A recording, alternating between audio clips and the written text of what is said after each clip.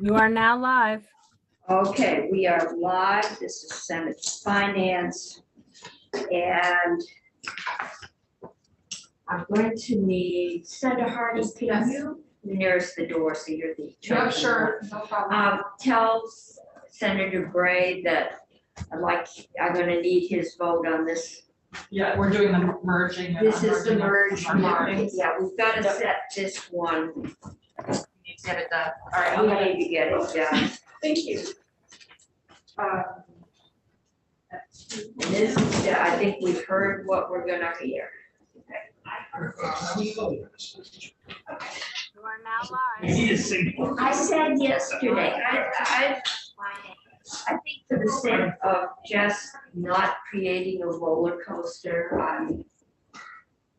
it's one of those where I'm not wedding either one, but at this point, I'd like to just keep them unmerged, see what happens, and make a final decision next year.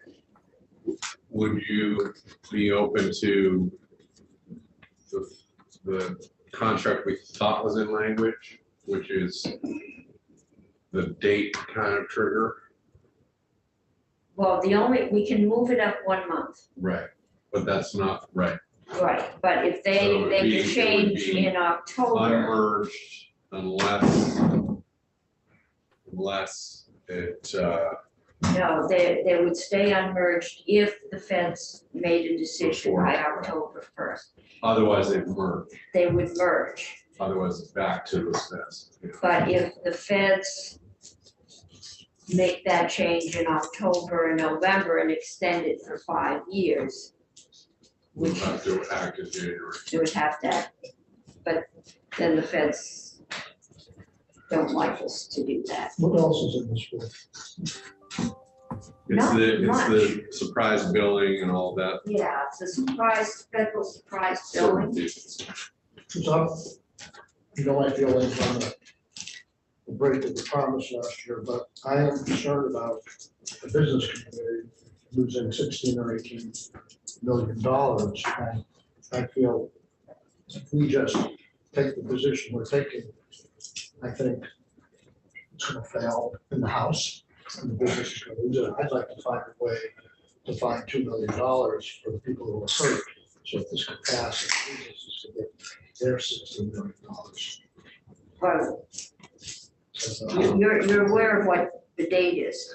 We're going home next week.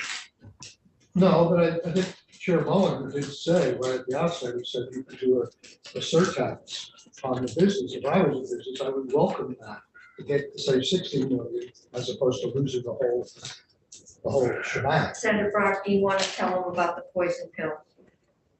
No, it's not. It's Yeah, again, if there's a net gain as a result, that's one thing. The taxation, new taxes and new fees are in fact a poison pill. And whether or not this is sufficiently explainable to deal with that's a question. I mean, I don't know how. But we haven't started to explain it Both yet. bodies in Yeah, 5 days. it will be a challenge, I admit, but I hear what you're saying. And actually, those folks lost $4 million this year, so you probably should raise $6 million.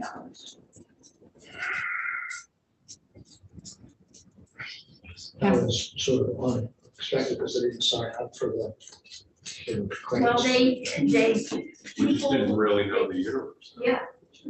I mean, But I am concerned about the roller coaster effect. yeah, Of constant change, constant turmoil, and there is a potential downside that we also heard that could come from that.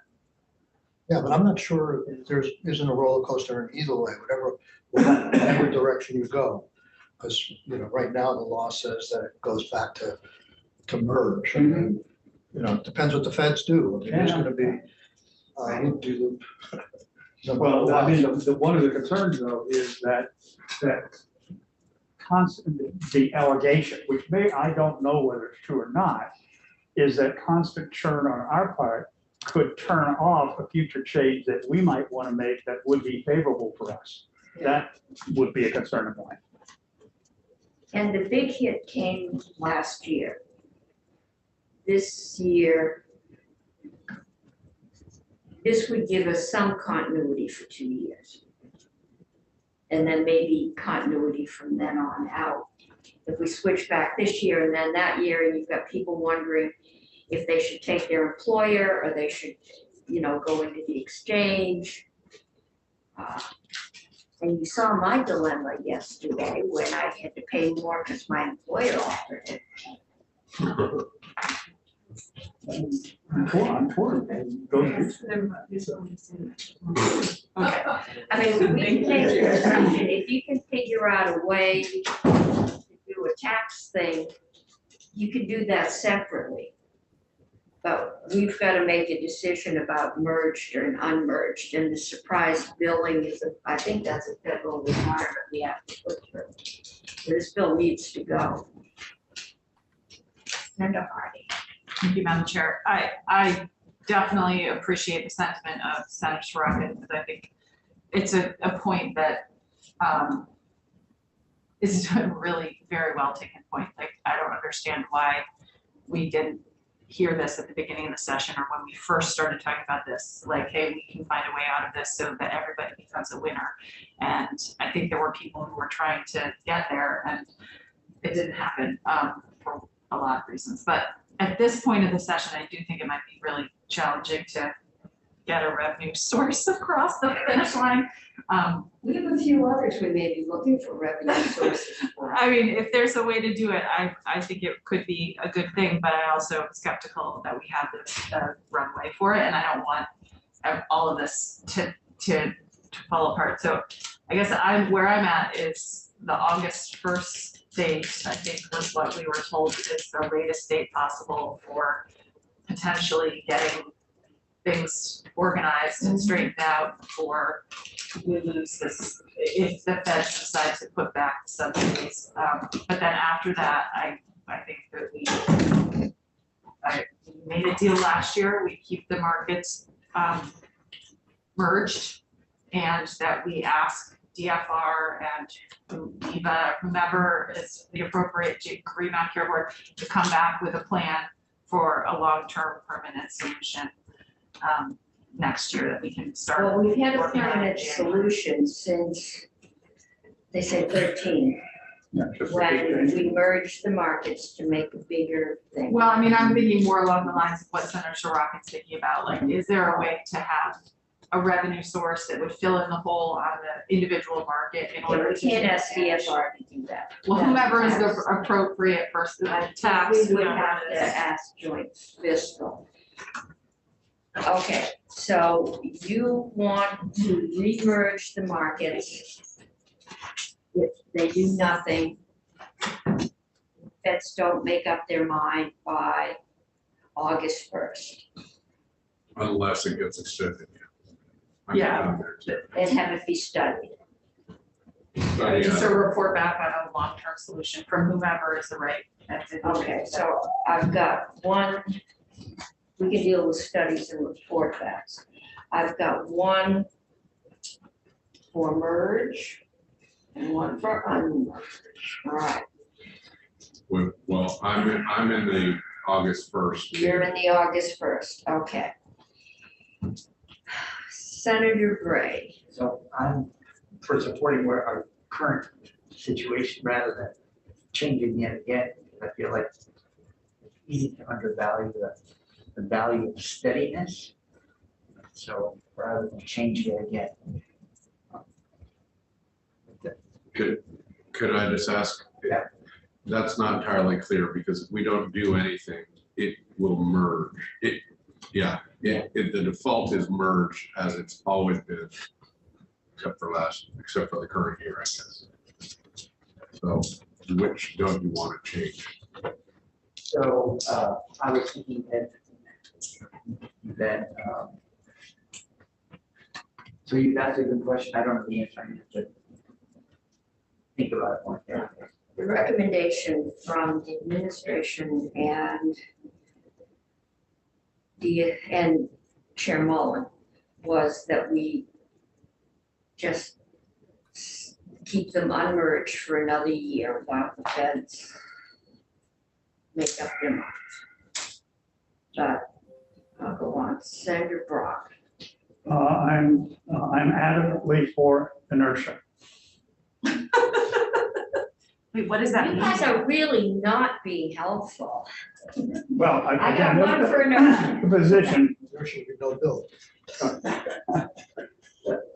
Which is murder. Which is merged. yeah, but, you know, I think we should leave it in effect as it is on merge because of not, as I mentioned before, I'm concerned about turbulence and I'm concerned about the long-term effect, particularly in terms of the Fed's attitude, which is one of the messages that came through loud and clear, that if you're continuing to engage in turbulence in terms of how you structure this, you may get to a point in which you want to make a structural change and you can't. And I think that point we'll know better a year from now as to what, if anything, the Feds are going to do. At least hope it won't be another year after that, but I think we will in the next year.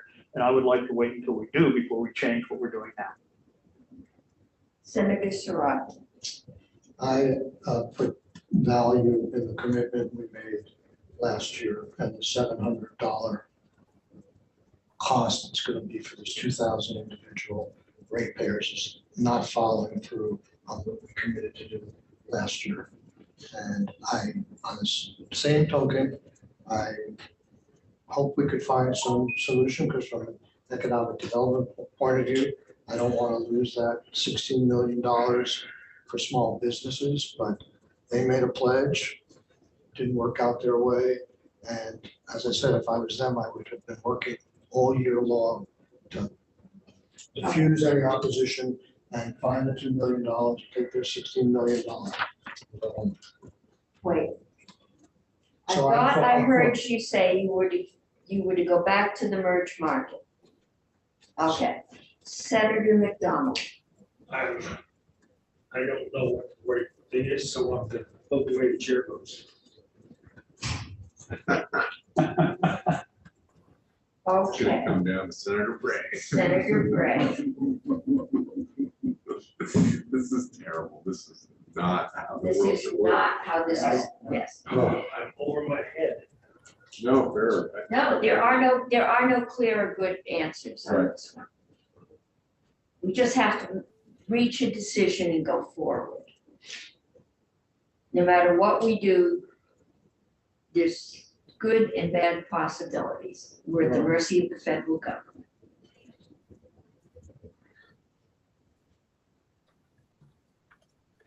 So Randy said it in a more informative, persuasive way than I was thinking. But the notion, so what I was looking for was stability rather than trying to guess what the Feds were up to again. And then maybe having it not work out again. And that's when I was saying that we undervalue the value of steadiness is sometimes I wouldn't say we were trying to game the system, we were trying to take advantage of what seemed reasonable. And that sometimes we get too, I don't really want to say too clever, but we guessing what the Feds are up to seems to be flawed. And so I'd rather than being in a position of relying on what they may do, that will be helpful. To choose our own best course of action, assuming we're not going to get what we hope for from. Merge or unmerge? I'm not clear, Senator. Are you gonna follow? We're my doing the follow thumbs or up, not? thumbs down.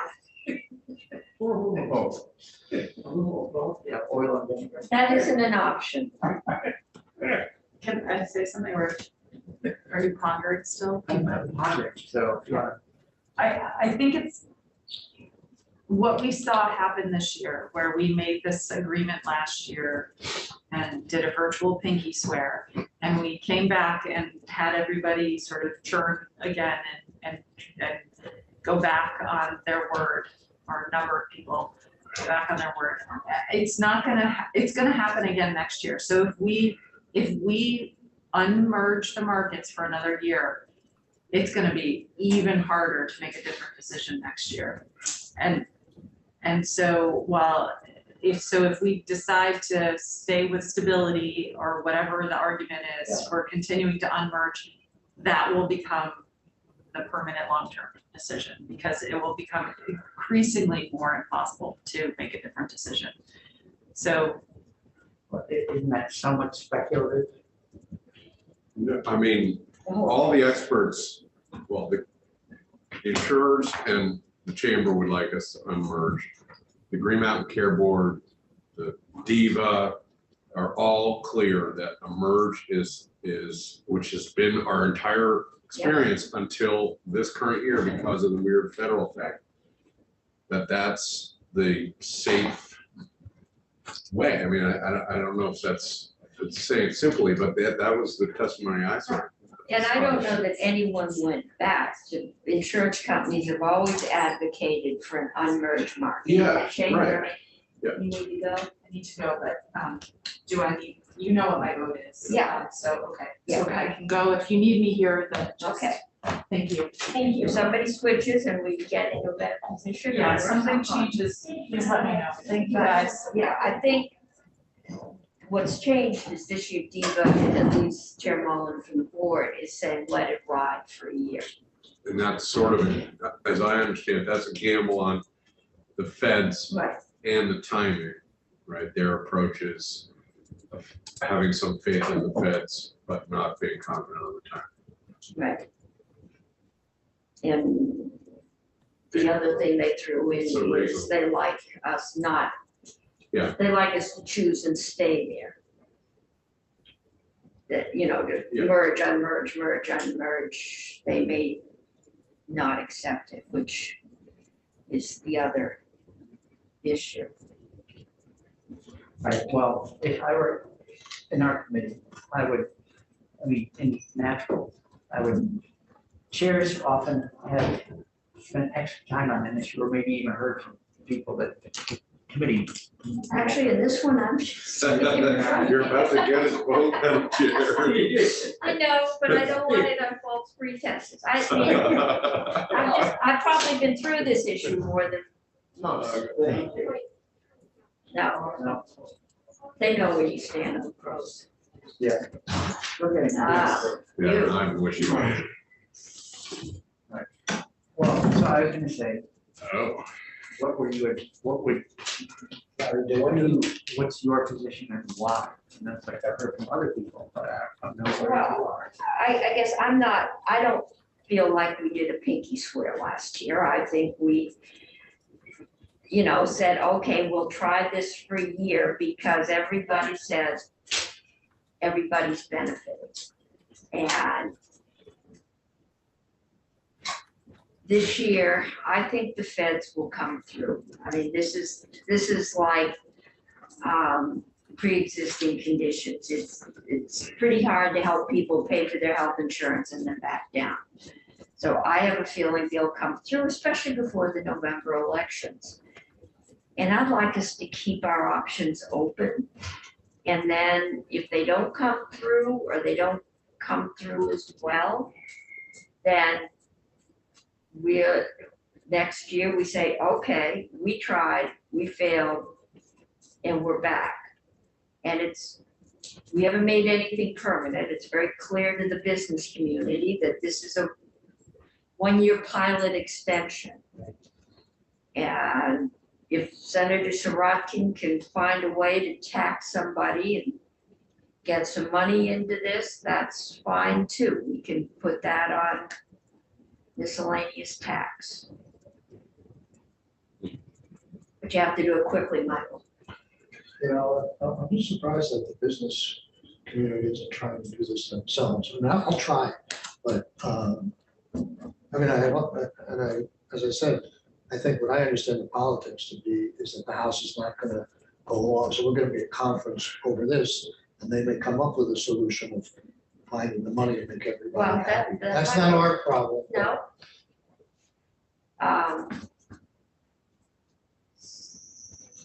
That's right, this was asked to be added. that's right. It's not on the House bill, so we are gonna have more time to talk about this. Okay, Sarah, Jen is Sarah's here. favorite, but Yeah, no, Michael's here, but they've said their piece. And I think, So to be clear, then I'm throwing in on the position. okay. So I think we're looking at a 4-3 to keep the markets unmerged for another year. Leave it to Michael to see if he can find some money. And I don't think we can use ARPA for this one. But, and then we'll revisit that this next year. And Jen, I saw you pop up. I'm probably crazy to let this sit overnight, but I am, because I think that's just good policy. Can you have an amendment, right, that would extend the pilot for another year? Yes, Jennifer Carby, Office of Legislative Counsel. I have an amendment that would do a sort of a 1 year just for plan year 2023 now, have separate markets. I don't know if there's anything you want to put in the purpose. So far in the last year's one, the purpose was to kind of maximize the subsidies available through ARPA. And then in the language that had been looked at with the September date on it, it was to allow them to be unmerged for another year if the feds extended the same or similar, substantially similar subsidies. I don't know if you want to say anything other than just the purpose is to allow for separate. Yeah, markets. politely say to allow another year for the feds to get their act together. I mean, Do we need a purpose? You don't need a purpose. no, we don't. We're not could spending just- any money. Right. We could Jen- just, Jen, you mentioned ARPA. Do you have any read of whether ARPA funds could be used to cross-subsidize the people who are going to pay higher premiums? No, You don't? I The don't answer do is- that. Well, how is this COVID related? No, she mentioned ARPA and a purpose or well, something. that's where the money, that's where the extension or these enhanced benefits were enacted in that same American Rescue Plan Act. That was the federal legislation that included these expanded subsidies. This Because- was because- part of the federal ARPA. So, but if vote. for some reason Lighthouse said we could use it, there's plenty of ARPA monies available in the economic development bill. If we could, Go for it, Michael. no, I just want to get an answer. Can I get an answer? Yeah. I'd have to look at the criteria and see if there may be criteria under which we could use ARPA fund. You're saying use ARPA funds to provide additional Just for subsidies to 1 the year while individual ARPA's market. still- While COVID's still going. Would you go with 2 million or 6 million? I don't think I've always been talking about two, Okay, but I don't know. I mean, it's a yes or no. okay, I need to look at it. I'm happy to get back to the committee. okay. Jen, it's been a week or two since we've done this, and we've been totally focused on this add-on to the bill. Are you ready? Can you give us a quick walkthrough as to what else is in The here? rest of the bill? Sure. Actually, in the bill, yes. Do you want the bill up on the screen or are you all looking at it separately? Yeah, put it up on the screen if you have it. Let me just pull it up.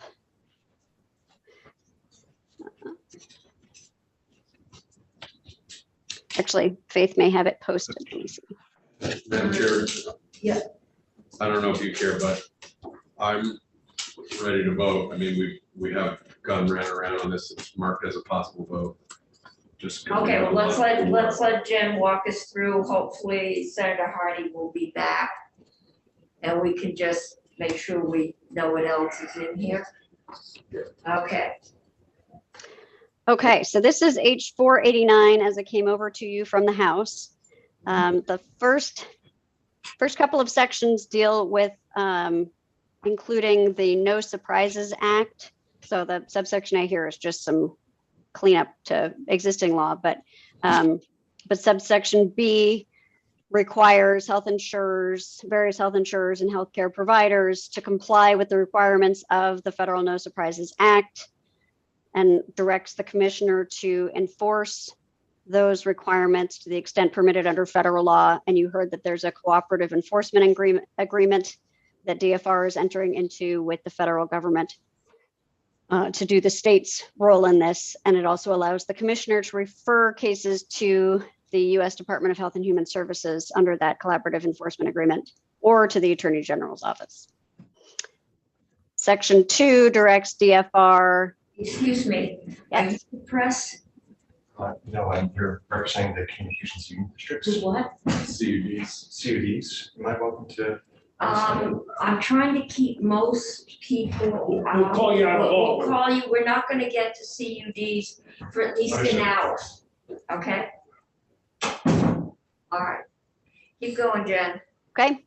Section 2 requires DFR and other state departments and professional organizations representing healthcare providers to inform healthcare providers of their responsibilities under the No Surprises Act.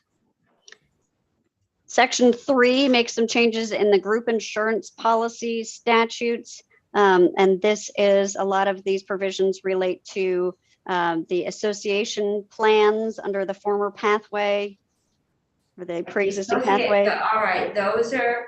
for associations, and then also Yeah, trust. What did they, walk us through that more slowly. The association plans were the Chamber of Commerce plans that Right, well, they were, right, they're plans issued to an association, and there's a requirement that the association have a bona fide purpose for being an association other than just purchasing health insurance together. And the example Okay. that I think DFR gave you was the Auto Dealers Association Yeah, as an association plan, but they are an organization for more than just okay. purchasing a group health insurance Is plan. this coming together, is this coming out of federal statute? Or, I don't believe so. I think this is DFR DFR, looking okay. at, yes, this is DFR's housekeeping bill on the health insurance side. For the most part, this is one of the provisions that DFR has put forward. And they're wanting to clarify some of the provisions around associations and trusts that can purchase health insurance policies. And some of this, I believe, is based on what they found in the NAIC recommended language. all right, because this was a roller coaster. The previous administration basically threw everything wide open and said, you know, you could join with another group in California, and we hurried to put some fences around it. Right, this is really going back to so this Yeah, is and not yes. dealing with that new pathway. This is Right. using the pathway one and making some clarifications to ensure that they are bona fide association formed for a purpose other than purchasing insurance. Purchasing insurance, so, because then the feds backtracked and said, no, you can't do associations at all. And I'm assuming this is DFR coming back and saying, these are the terms that we think, you know, this is what an association would look like. And so, okay, Okay, coming full circle here. yes, to some extent, and just cleaning things up. So for example, the specifying that the members have to have a shared or common purpose that is not primarily a business or customer relationship. It's not insuring people outside of the employees or members' dependents, things like that. Then section 4 is just adding a reference to the No Surprises Act for purposes of the statute on independent external review of healthcare service decisions. Excuse me. So these are the reasons why. There's a list of reasons in existing statute for being eligible for an independent review. So I'm looking at the lead-in language here. Someone who has exhausted all applicable internal review procedures can get an independent external review of a decision to deny, reduce, or terminate coverage or deny payment if the plan is based on one of the following reasons. And in this case, the decision involves an adverse determination related to surprise medical billing, including whether an item or service that is the subject of the adverse determination is an item or service to which the No Surprises Act applies. Okay, so this is going back to the no surprise billing legislation. Yes, we're just in kind of numerical order and that's going through the statutes. Section, Just applying it to all the various tiers of our insurance setup, right? right, this is clarifying not only does the question about whether the No Surprises Act or a adverse determination based on surprise billing qualify for independent external review, but even a question of whether something is subject to the No Surprises Act itself qualifies for independent external review. Thanks. Section 5 is taking a reference to DFR out of the description of the Green Mountain Care Board's requirement to provide an annual bill back report, because as I understand it, DFR is no longer doing bill back through this board bill back authority. DFR has its own separate bill back authority under Title 8. So this is kind of left over from when there was that transition from a bunch of the duties that used to be in BISHCA moving over to the Green Mountain Care Board, and there was some hybrid authority there for a bit.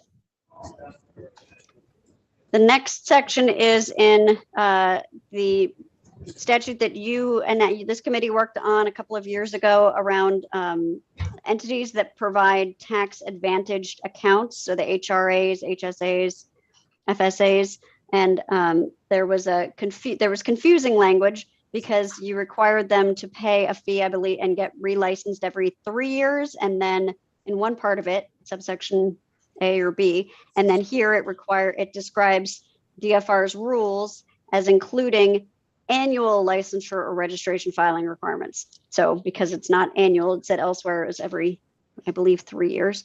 They're just taking out the word annual because that's not an accurate description. Section 7, this is in the advanced directive statutes. So these advanced directives are documents that people can use to appoint an agent to make their healthcare decisions for them if they're not able to make their own healthcare decisions, and to express their wishes for what kind of treatments they do and don't want to receive. And so this is adding to the description of a healthcare decision, which is something that an agent under an advanced directive can make. This is adding to the idea of consenting or refusing to consent or withdrawing consent to healthcare as including consent to receive out-of-network services. So this again is related to the No Surprises Act, where the patient has to affirmatively agree or consent to receiving out-of-network services, so they're not surprised by getting billed differently for services that they thought were in network. So if the principal is not able to provide that consent, their agent can provide or refuse or withdraw that consent.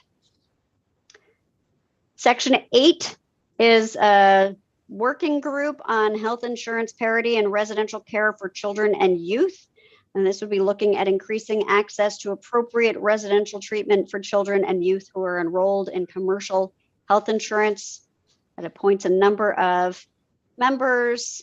So representatives from Department of Mental Health, Department for Children and Families, Department of Financial Regulation, Agency of Education, Department of Vermont Health Access, representatives from residential treatment programs, including one funded as a private non-medical institution, PNMI, for residential childcare, and one through a designated or specialized service agency bundled rate.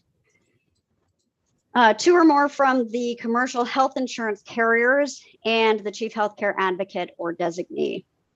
And the working group would look at barriers that make it more difficult for children and youth to access medically necessary residential treatment, identify reasons that the programs are resistant to becoming approved providers for private insurance, propose solutions to overcome these issues, including the possibility of creating a common set of quality and utilization management criteria and processes for private insurance and Medicaid-funded residential treatment, and exploring solutions to streamline funding options for state-placed private pay students by considering the provisions of the education law relating to state-placed students. DFR would staff the working group. They would provide findings and recommendations to several committees, not this committee unless you want it, by December 15th, 2022. They would start meeting by June 15th and cease to exist on December 15th when they submit their report. Finally, the act would take effect on July 1st, except that working group and the effective date section would take effect on passage. Senator Pearson has a question. Just this working group, it's the time of year where we're swirling in working groups, but this seems a little duplicative, but maybe it's because I've heard it here. So we did a youth council upstairs on the floor, but that was not related to healthcare. That was Right. more long-standing. So I guess I'm just looking for assurance from you that I'm wrong and that this is not substantially similar to something that's moving elsewhere. I am not aware that it is similar to something that is moving elsewhere. It's really looking, I think, to get the players who are part of the problem to the table to try to broker a solution. So there's kind of seems to be a disconnect between the commercial insurers and the residential treatment providers for children. And this is getting them and the other state folks around them together to try to figure out a way forward. Okay. Yeah, so the child's in a residential treatment, they've got other issues other than worrying about what their insurance is or isn't going to cover. Okay. Okay. So committee questions at this point. So basically, this is putting in the no surprise billing, federal requirement has to be included. Has consumer protections, clarifies what an association can be. And I don't think we have taken testimony on this. I think maybe we need DFR in. So DFR has done a walkthrough for you and They did. and did a presentation on the No Surprises Act. But Yes, I no don't think surprises. most It was the association thing that, right. I don't think that is particularly substantive okay. as far as changes. I think it's more clarifying to allow so that DFR is more comfortable in what they are enforcing because, what's allowed and what's not allowed is clearer. Okay, so committee, we can put this off till tomorrow, or you can do a motion So you had wanted an amendment. to we need- amend. Okay, and do you have that ready, Jen? I do have a document ready. I don't know if you want to, there had been some discussion when Senator Hardy was here about a report. I don't know if you want a report or you just want to ask them next year when people start talking to you about needing to do I don't something on think- merged and unmerged.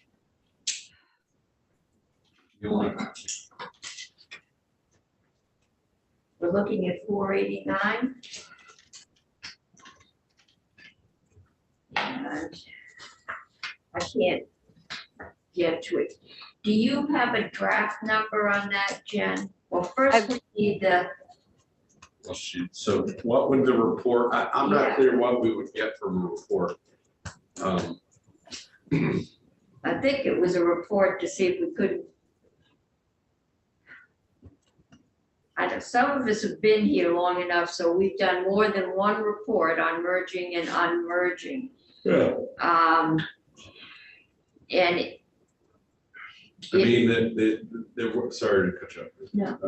There was the concept of, it's not really a report, but could you, if you had this 2 million, if you had Sirocco's 2 million, could you get it to the right people in order to keep them harmless?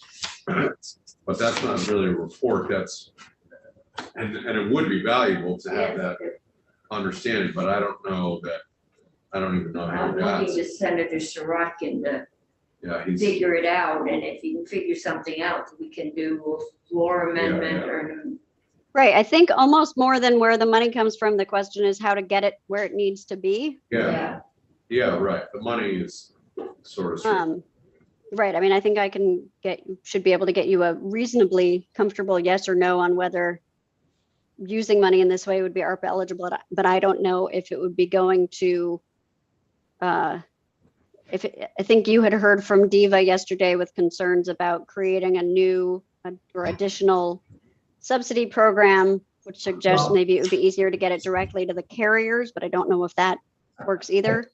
And it wouldn't be DIVA because that's Medicaid. It would be. Well, they administer the exchange. They administer the. So they, exchange yeah, for so that. they do the, so DIVA or AHS or some combination does the existing subsidies, state subsidies that we provide to people on, up to 300% of the federal poverty level.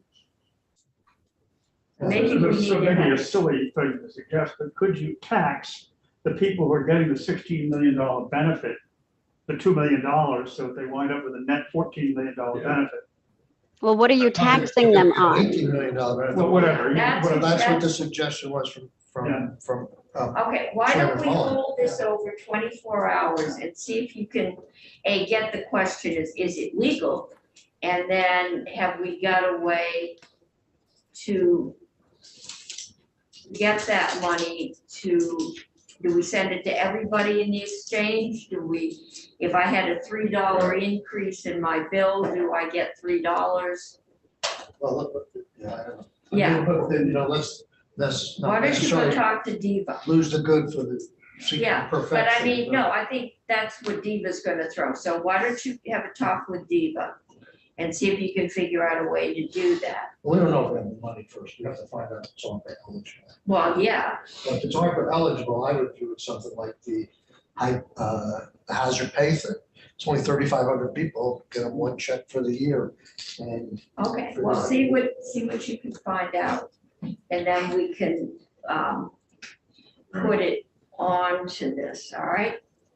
And that will give us some time to read through the bill and feel comfortable with it. I, at this point, feel like I need to read it through again. Because it's insurance, it's not easy. Okay, and I think we do not have the rest of our folks in until 3 o'clock. We're gonna do 7:38. And that's miscellaneous tax. And I wanted to talk to you about miscellaneous tax. We've got Representative Briglin's proposal for getting a funding stream, an adequate funding stream for E911. We're gonna take testimony on that today. I also, as of last night, had a request it came from Senator Baruch, but I think it's the entire Chittenden delegation, about being allowed to use 529 plan money to pay off college debt, if there's anything in there. I thought Ed was dealing with it. It would be in the miscellaneous ed bill, but apparently they didn't deal with it. General there. Yeah, so I did send it to Tom Little, and Senator Westman is in charge of that program. And I've talked to both of them. He said that would be fine as long as we drafted it so it was very clear, so it was only for college. Because if you remember 2 or 3 years ago, the Fed said you could use that to pay off tuition, to pay for tuition in private schools in like K-12. And that wasn't why those plans were set up, and we specifically said no. If you want to use it to pay off debt, if you somehow you manage to accrue debt and at the end of 4 years, you've got $1,000 left in there, you can use that to pay down some debt you may have. But we just need to get that. I have that, Bruce sent me that language. Do you want me to work with Abby on that or? If you want, I mean, we'll have them in and just take some testimony this week. Well, I'll wait for that and then we'll And get a sense. I don't think it's, can be used for college and post. Yeah, no, I think it's fairly straightforward. I just want to make it easy because I do Yeah. think. Now, right now, we've reached the time of year we're getting the lawyers. Yeah, I've noticed. But that's the only thing I know that's coming up on that.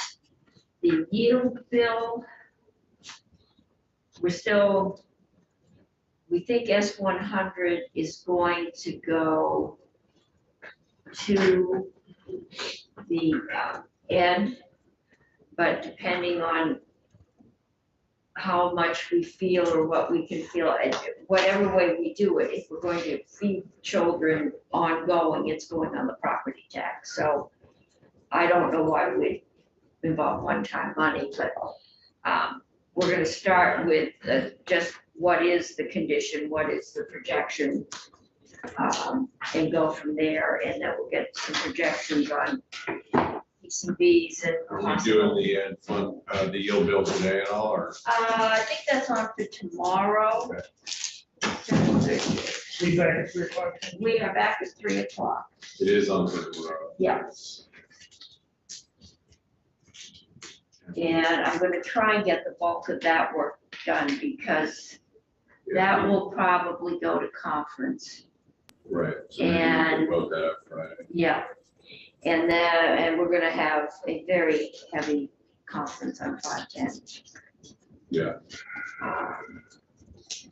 So. we Did they will- ask for that As of noon, I believe we will be asked this afternoon.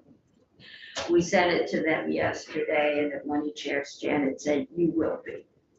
So, yeah, I would anticipate would be getting set to do that. They don't seem in any hurry there. This S53, we're just going through. yet? So many moving parts that will make Time of year. it easier. Okay, babe, we can go on live until 3.